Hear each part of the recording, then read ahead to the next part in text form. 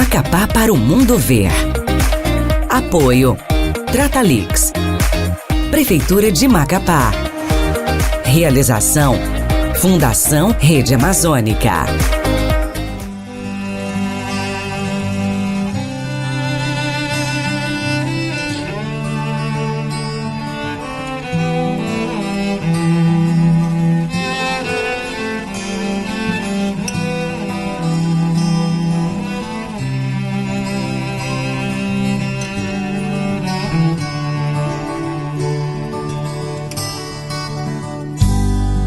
Quem nunca viu o Amazonas? Macapá é feita de caminhos, vozes e gestos.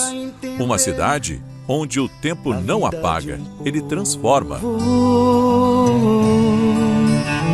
Aqui é um lugar onde vários migrantes aportam.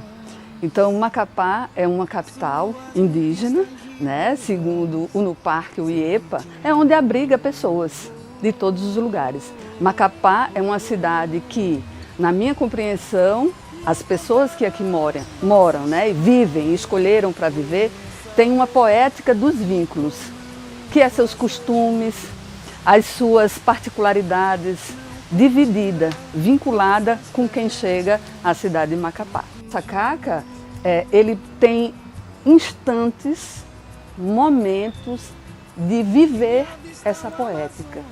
E aí eu penso que também evoca a memória biocultural das pessoas, que é do corpo. É você estar no rio, você vê o protótipo do barco, você vê as arquiteturas indígenas. Então, um museu, né, neste caso do Sacaca, com essa proposta, ele evoca, provoca, faz sentir essas poéticas, né, dos vínculos que a gente tão bem vive aqui dentro da Amazônia. Então nós, amapaenses, ribeirinhos, dessas comunidades emocionais, a gente sabe como lidar com o espaço cosmológico da Amazônia. E o Museu Sacaca, sem dúvida alguma, ele vem provocar essa dimensão na vida não só dos amapaenses, mas de quem visita. Então o museu, ele para além de ser uma dimensão de preservação, ele é um espaço educacional, né? E não é uma educação de que eu falo e você escuta, não. Eu sinto as ideias que estão aqui condensadas, encapsuladas naquele momento para eu viver uma poética dos vínculos. Então aqui a gente vai lembrar dos avós, vai lembrar dos vizinhos, de como a gente fazia as coisas. Então, não é provocado por uma fala, é provocado por uma ideia que está, né, nessa sensorialidade, nessa dimensão sensorial e cosmológica da Amazônia. Então, quando eu sair daqui e eu contar o que eu vivi aqui, é levar um pouco da cidade de Macapá, que só aqui que tem essa experiência. Aonde tu vai, rapaz? Esse caminho sozinho eu vou fazer a minha morada lá nos campos do lago. Desde criança eu sempre ouvia falar muito do meu avô, né, nessa questão das plantas medicinais, do carnaval, dentro da nossa cultura, né, do Marabaixo. Eu sempre destaco que meu avô ele sempre era envolvido dentro do Marabaixo, mas pouca gente sabia.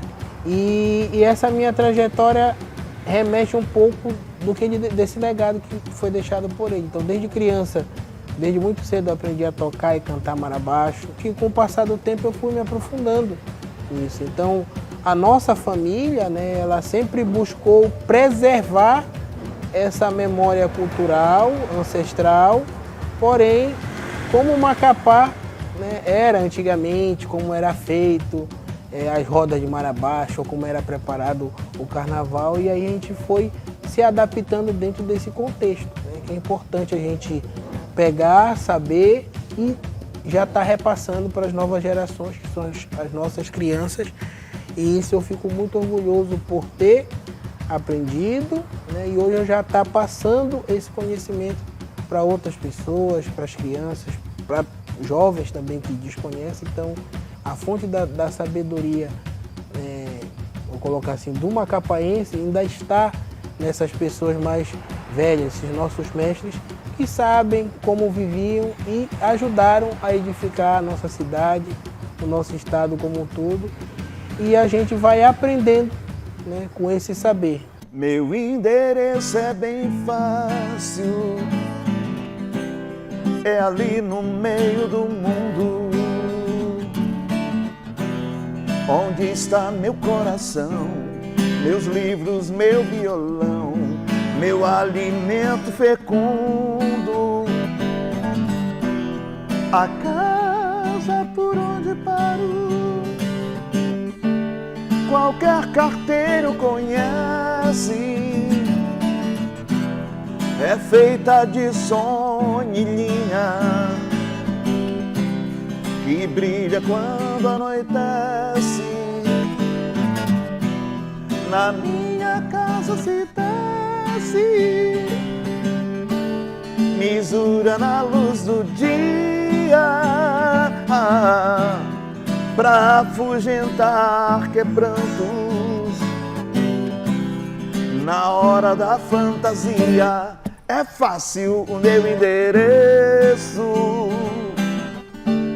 vá lá quando o sol se pôr, oh, oh, na esquina do rio mais belo, com a linha do Equador. É fácil, meu endereço, vá lá quando o sol se pôr, oh, oh, na esquina do rio mais belo, com a linha do Equador.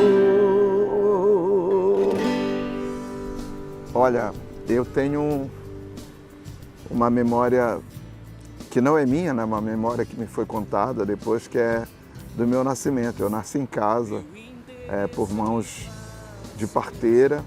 Assim, quando eu penso em Macapá,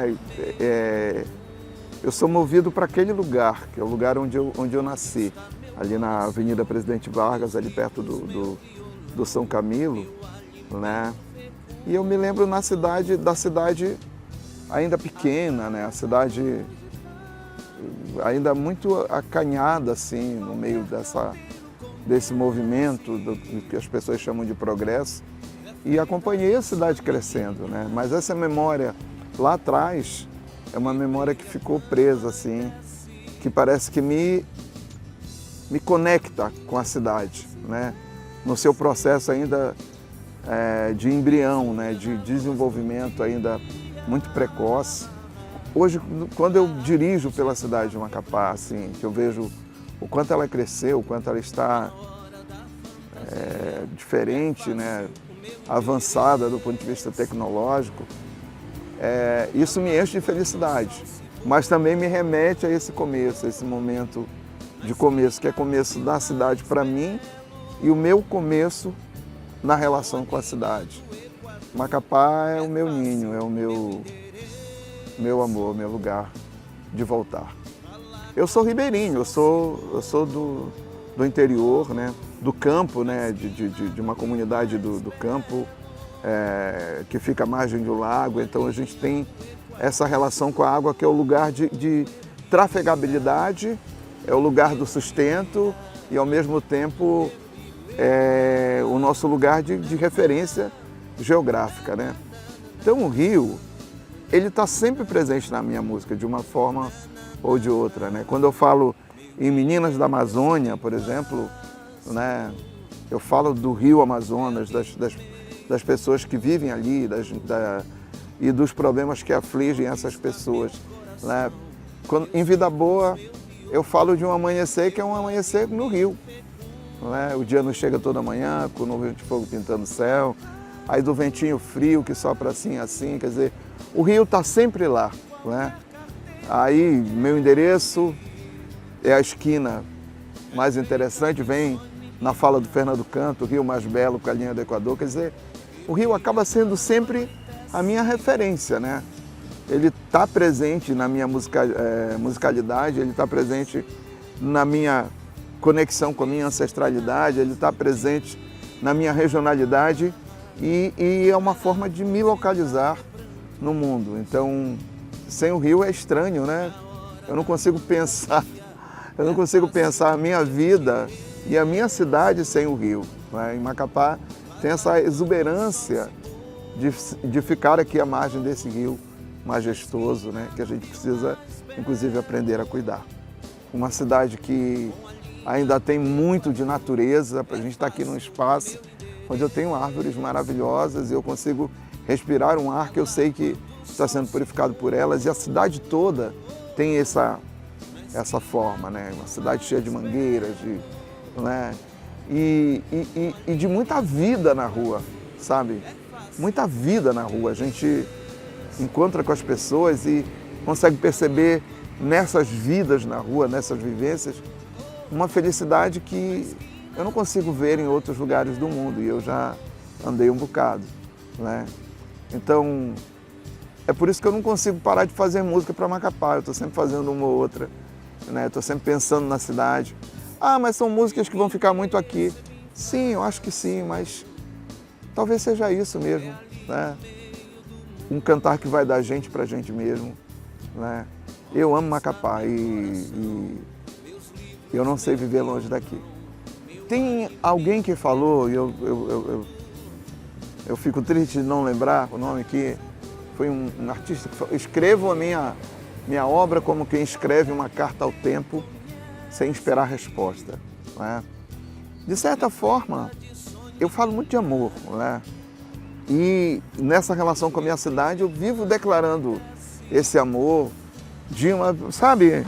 Eu amo você, terra minha amada, minha oca, meu iglu. Eu acho que o que eu gostaria, assim, muito de ver no futuro é as pessoas tendo essa concepção da cidade, sabe, como casa, como lugar de voltar, como um lugar que cuida da gente, mas um lugar também para ser cuidado, né? Então, eu continuo pensando na minha música como uma carta ao tempo mesmo, né? E é uma carta que diz o agora para o agora e se projeta para o futuro, mas o futuro é uma coisa que, em função desse processo todo da cultura ser muito dinâmica, o futuro ele está em construção, né? Então, eu espero que essa construção leve a minha música até as novas gerações e que possa conduzi-los a um processo de amor, né? Que seja em relação à nossa cidade, que seja em relação ao planeta, que seja em relação aos outros seres humanos, à própria humanidade. Eu gosto de esperar isso, né? Eu não sei se posso contar com isso, em função de como eu vejo a humanidade caminhando hoje, mas eu gosto de pensar que minha música pode suavizar, pelo menos um pouco, as relações futuras e tornar o amor um processo mais natural entre os seres humanos.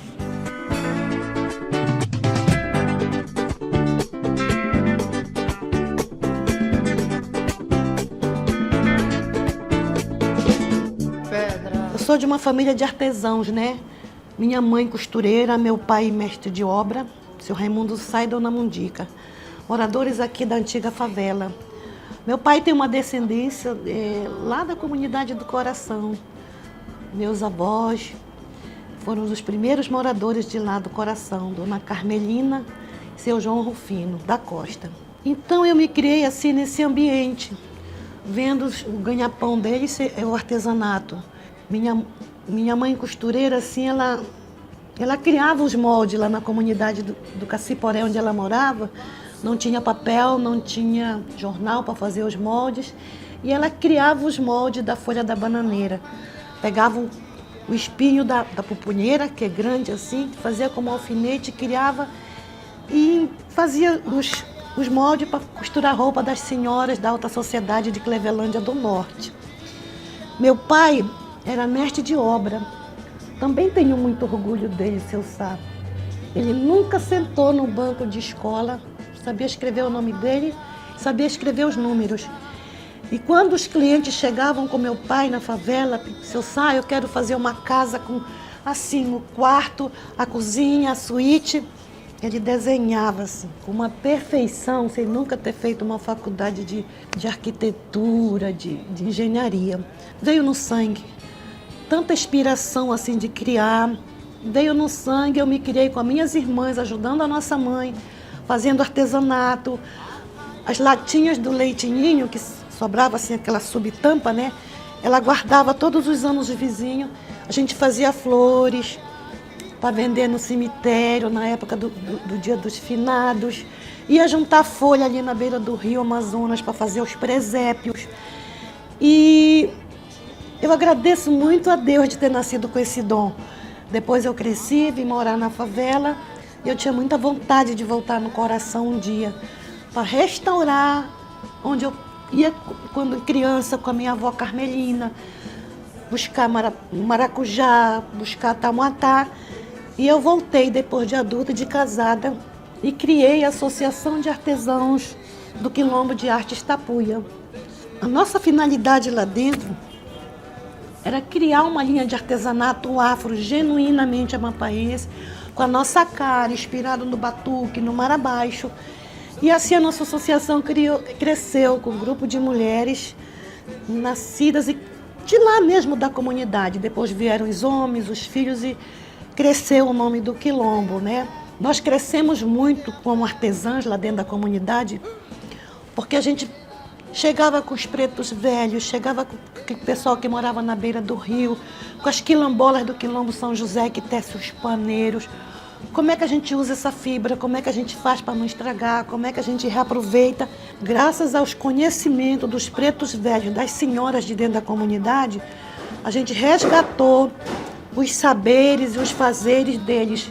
Com eles a gente aprendeu a chegar aonde a gente chegou, né?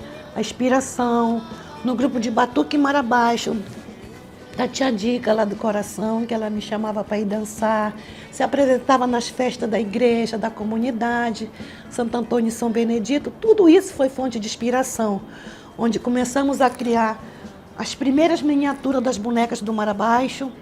A roda de marabaixo que está lá foi uma inspiração dentro da comunidade, como se dança, os tamborzinhos.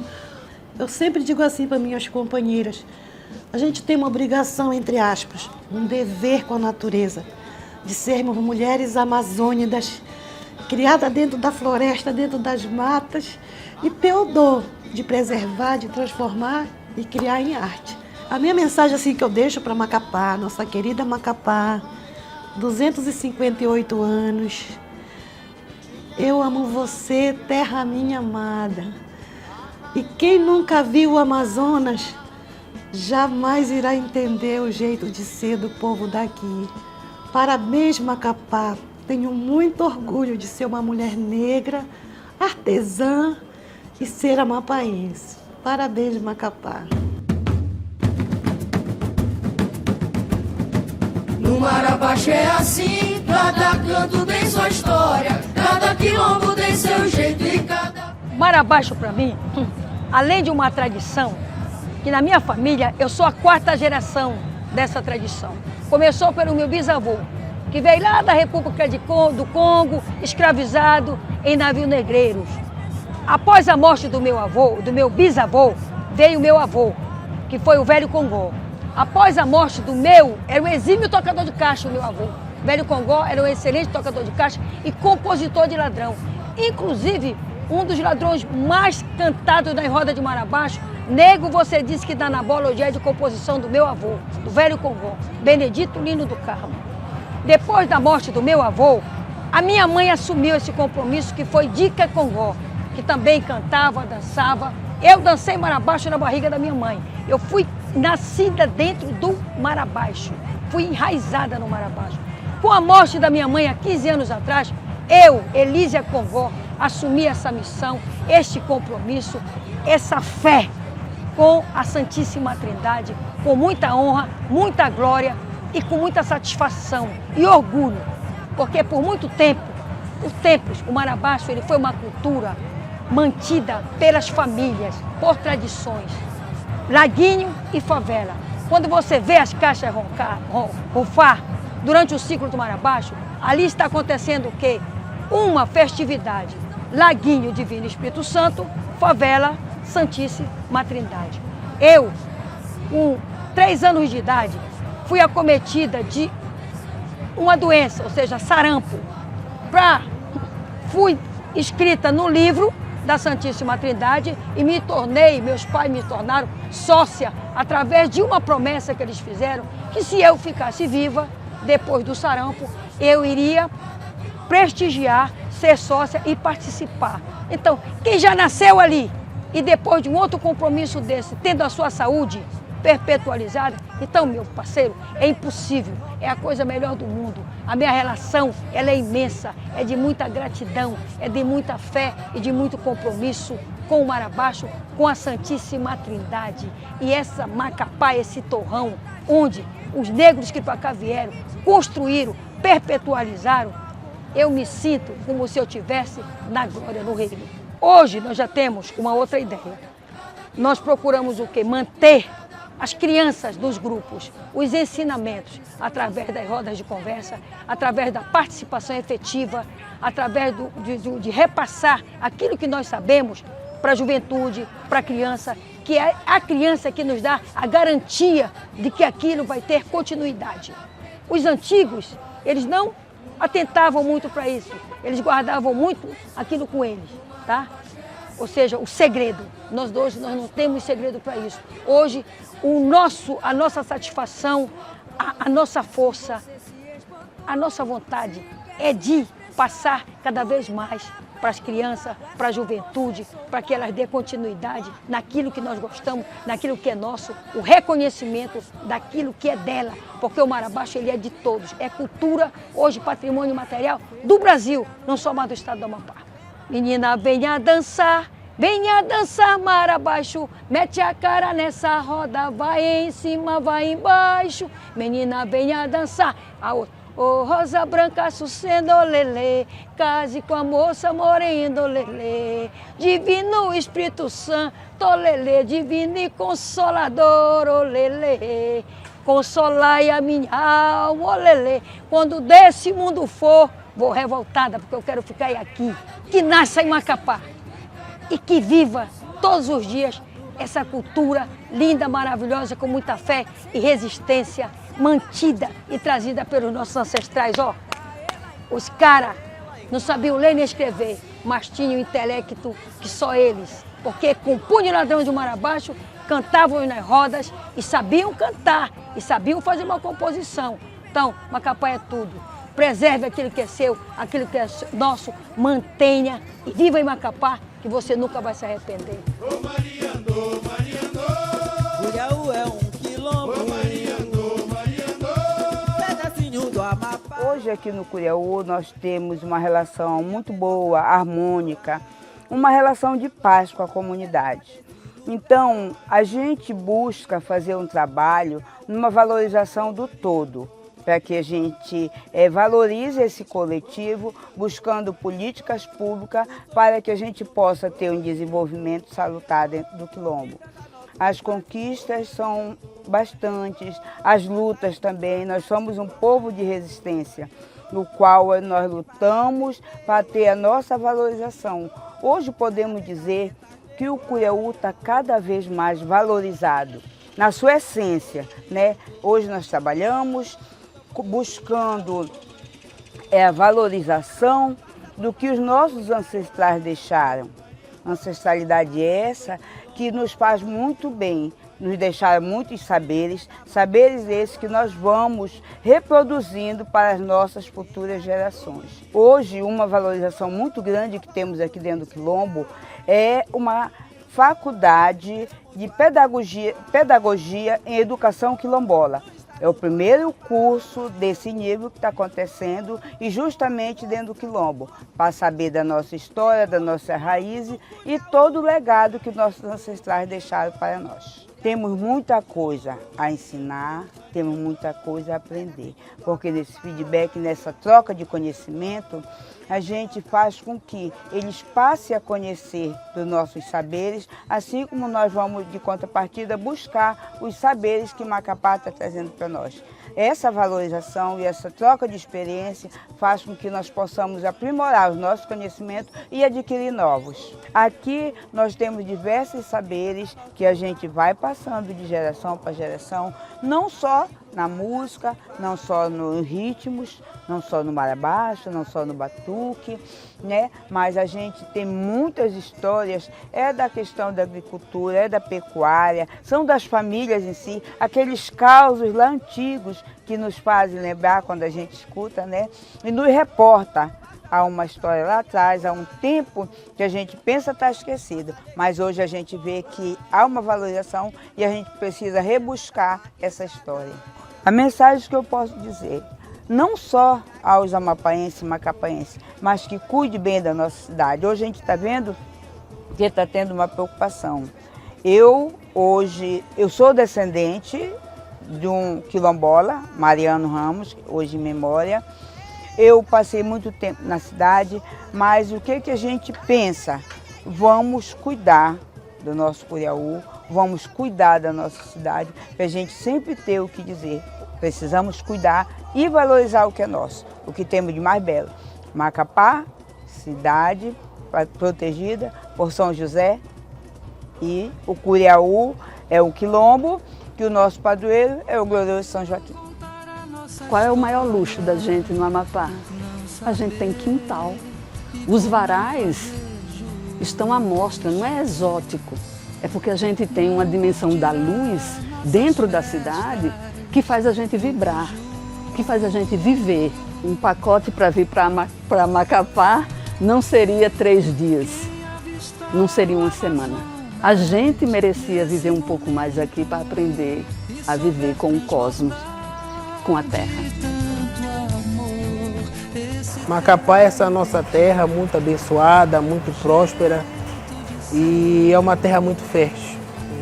A gente precisa ter o cuidado, zelar por ela, que aí a gente com certeza vai ter uma Macapá no futuro melhor do que estamos agora. Então, conhecer o nosso passado é poder viver esse nosso presente e deixar um legado para o futuro. Então a mensagem que eu deixo é que a gente ame Macapá, que a gente viva Macapá a cada dia e respeite a nossa casa, a nossa cidade, a nossa história. Eu tenho falado por aí quando eu viajo, com as pessoas, as pessoas me dizem que a gente mora longe, mas na verdade não. Nós estamos no meio do mundo, vocês estão longe da gente. Então, eu acho que essa música ela é muito referência, né? É fácil o meu endereço, vá lá quando o sol se pôr, oh, oh, na esquina do rio mais belo, com a linha do Equador. Acho que meu endereço é entrega, né? É uma entrega muito amorosa. Você olhar para cá e dizer, olha, é aqui que eu vivo, é aqui que eu me apaixono, é aqui que eu sou feliz, é aqui que eu sonho, sabe? Essa é a minha casa, esse é o meu lugar de voltar, meu endereço. Meu alimento fecundo. Enquanto houver quem cante, quem ensine e quem escute, Macapá continuará lembrando quem é. Qualquer carteiro conhece, é feita de sonho e linha, que brilha quando anoitece. Na minha casa se desce, mesura na luz do dia, pra afugentar quebrantos na hora da fantasia. É fácil o meu endereço, falar quando o sol se pôr. Macapá para o mundo ver. Apoio Tratalix. Prefeitura de Macapá. Realização Fundação Rede Amazônica.